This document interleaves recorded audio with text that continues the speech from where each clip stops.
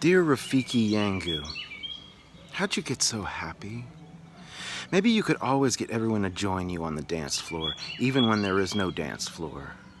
Last Thanksgiving, we were all around that coffee table in the living room. Some people were on the rug, others in a heap on the couch. The kids got to stay up late. You played your adungu, the homemade Ugandan harp. Starting with a song in Swahili, you tried to get Hunter to join in, remember? He was too humble and wanted you to sing, but you wouldn't take no. You went on your knees pleading, "Sing something, Hunter! Sing out, my brother!" Leaning across that table until you were up in his face, your singing dropped to a whisper and then rose to a howl. You sang that one line, entreating him to join you in Swahili. And then English. You lay down and sang it. Old and frail, and jumped up and made it funky like James Brown. Hunter was holding his stomach, laughing so hard, and you'd both put back some Ugandan gin. I won't say how much. That was the highlight of the party. Everyone sprang to life despite being spent from all the pie and Thanksgiving haiku.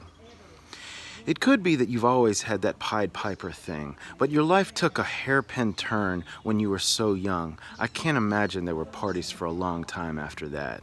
There was too much to do. When you threw down your weapon mid-battle, you had to be quick or the rebel army who kidnapped you might catch you. They would surely kill you in ways that would make you wish during your death that you'd never been born.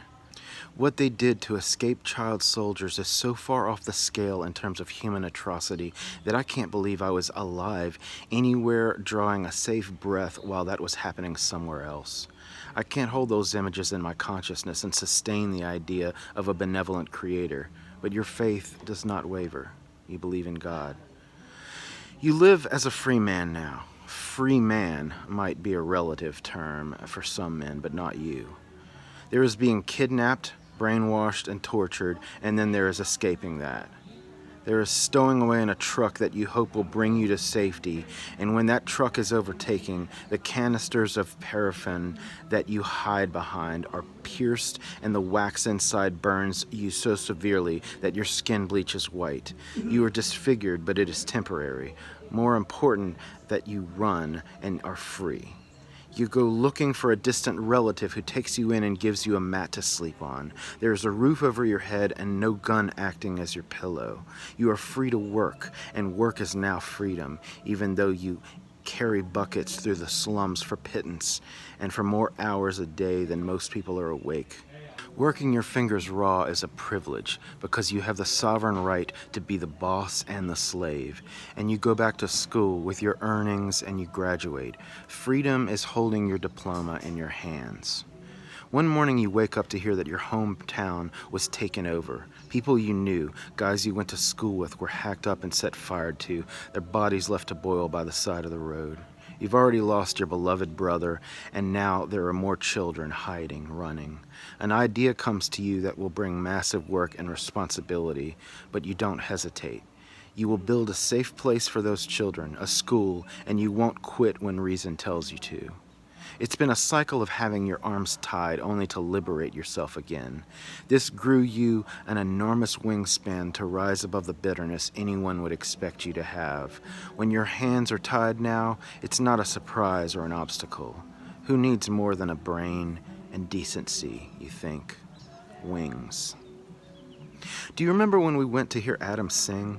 I couldn't stay because I had to be up the next morning at dawn to work. Watching you hear live music was so sweet that I would have stayed, but you said no, you must go back to the hotel to sleep. For some reason, parking was easy, but leaving was a pickle. 3 parking attendants came out, each giving us different directions, and each time we ended up somewhere we had to back out of. Getting out of the garage took so long that when we finally exited, people were starting to leave the show. I was agitated, but at some point, I grew mesmerized by you. You did not panic. It didn't even seem like you were suppressing frustration. You just didn't let it in. Each time there was another dead end, you only got calmer, including when the parking attendees were downright rude to you. The only change in mood came when we were out on the street and you high-fived me, laughing and turning up the radio saying, "Okay, give me a cigarette, please." You are a reminder of how things could be if they were actually awful, and the unabashed face of joy when things are better than I realize. As I get older, things that were never interesting are alternately fascinating and thrilling. I'm sure that I never exclaimed over the grain of wood in a door frame when I was in my 20s or sat down to stare at a tree. I was afraid there would be a deficit of fun as I got older, but when I think of us being friends in 20 years, having pie on the porch while I beat you and Hunter at Rumakub, I don't know. That sounds pretty damn exciting to me. Someone asked you about our relationship. You put your hand on my back and said, "She and I share the same soul."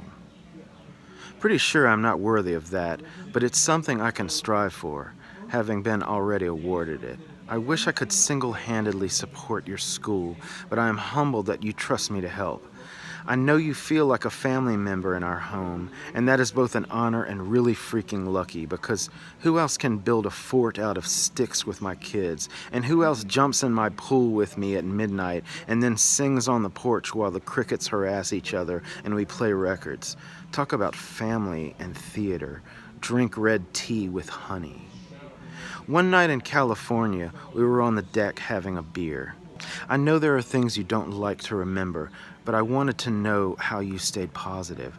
I asked if you ever got angry, and you said, "Oh yes." You said when somebody is bad to a child.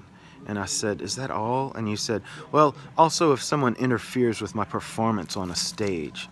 Then I asked you what you did when you felt so low about yourself that you couldn't go forward. You were silent long enough for me to think you might not respond, and then you said, "I go far out, maybe in a field somewhere quiet. I think of things I have done in my life that people tell me are good. I remember that I have done good. You've seen me as irascible and flawed, and I don't fear you judging me, but I have worried you might do something so heinous that I'd be forced to erase you. It's entirely a product of my looking so far up to see you, knowing you occupy a place on earth higher than I will reach. In the past, my doing that has been a fatal error. I forget that we are all made from ether and instinct. We're all missing parts and orbit the same moon. I'm going to take you off that pedestal, and I want to ask you to do something stupid right in front of me so we can have that shock of human fallibility thing past us. I will look forward to that disappointment like I await next Thanksgiving, the day you now celebrate with us. You can help the kids to find branches for the thankfulness tree again, and help Kenneth cut up paper for the haiku. I promise no more scavenger hunts. That was insanity. But if we need to have a break from all that, your grin will be waiting, and we can make dancing and singing mandatory.